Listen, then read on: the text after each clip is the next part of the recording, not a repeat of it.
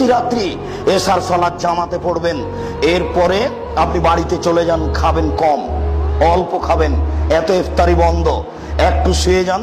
11টার সময়তে উঠেন, মোটামুটি এরকম একটা টাইম, সুন্দর করে ওযু করেন, ফ্রি হন, প্রস্তুতি নেন, প্রয়োজনে গোসল করে নেন, আল্লাহ আকবার বলে সালাতে দাঁড়ান। আপনি তো আর হাফেজ নন, সূরা ইখলাস তো পারেন।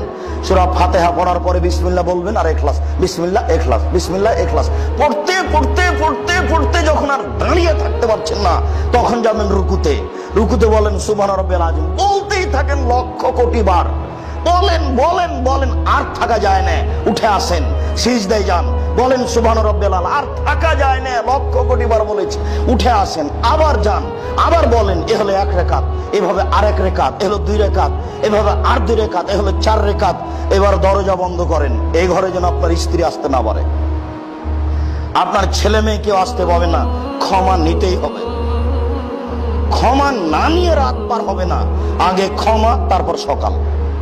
কান্না কাটি, হাত তুলে দোয়া, প্রার্থনা, তাসবিহ, তাহলিল, জিকির, আজকার, সিজদায় লুটে পড়া, ক্ষমা আগে হবে, তারপরে সকাল।